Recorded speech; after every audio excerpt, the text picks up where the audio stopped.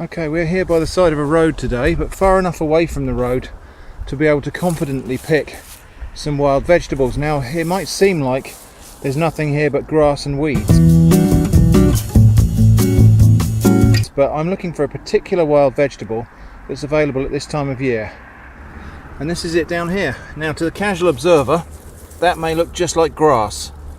To a slightly more trained eye, you might think this is chives, but it's not actually. Although it is a relative of chives, this is crow garlic, and it produces its foliage in October, and then it will stand through the winter and it will produce flower stems in spring. But it's the foliage that I'm interested in now, these leaves, which can be used in pretty much the same ways as chives. So I'm just going to pick a bunch of these. So this is the crow garlic that I've picked, and I'm just going to put that in a bag. I've picked some nice young stems so they'll be a bit more tender, and the one thing to be really careful of is just have a sniff, and there's a really strong pungent smell of onions or leeks, and that means we've got the right thing. Obviously you don't want to pick the wrong thing here, because there are other bulbs and plants at this time of year producing foliage which you probably wouldn't want to eat, like daffodils for example are starting to produce foliage. Now you wouldn't want to eat those, but crow garlic is good at this time of year. Road noise is defeating me from describing this more adequately here at the side of the road. We'll take them home and we'll talk about them in a quiet indoor environment. So let's have a good close look at this crow garlic that I picked just now.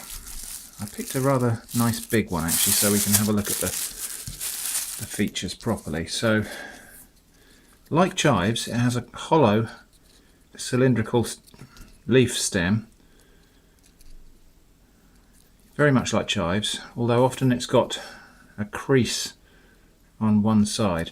The leaf stem itself, unlike chives, is kind of corrugated in its feel, so it doesn't feel smooth like a stem of chives. It feels, yeah, I guess corrugated is probably the best way to describe it. Let's have a look and see if we can see that on the end. But here you can see that's a hollow stem, and it has this kind of corrugated feel to it, which is unlike chives. On some of the thicker stems you'll see that it does this branching thing, and it's just very much like a very small spring onion or small leek. So you can see there the concentric nature of the stems.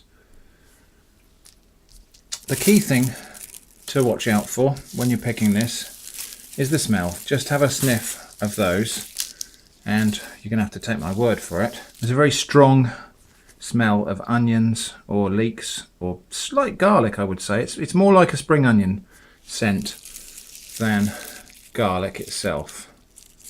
And I've actually picked a blade of grass in there as well, so we'll take that out.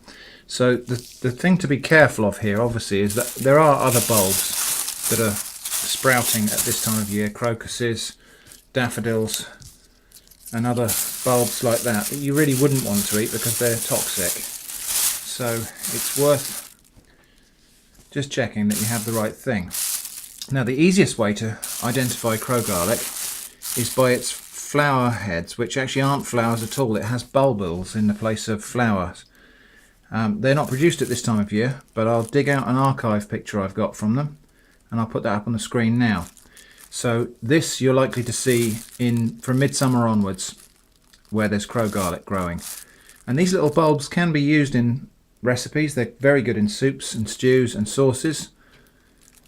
They're just like tiny little onions, or I guess if you've got enough of them you could probably pickle them and make a rather nice relish. The thing to do is look out for those bulb heads in summer, remember the place, and then go back there in spring to pick the foliage.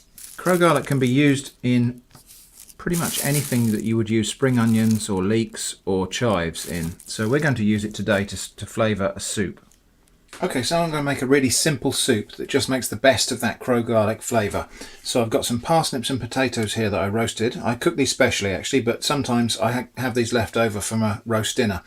But as I say, I roasted these especially for making this soup today. So it's just a couple of large potatoes and a couple of large parsnips into some vegetable stock. This hardly needs cooking at all because these vegetables have already been roasted. And then I'm just going to bring that to the boil, and then I'm going to blend it down to a smooth consistency with a little hand blender. And while that comes back to a gentle simmer, I'm just going to put in my crow garlic.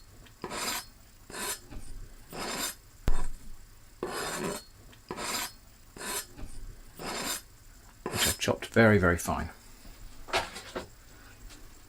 And we'll just stir that in. And I'm not going to cook it for very long because I just want that flavour to infuse in, and I just want the garlic to wilt but to stay green.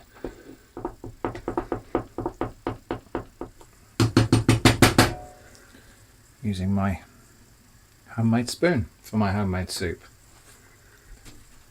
Let's just have a little taste so we can gauge the seasoning.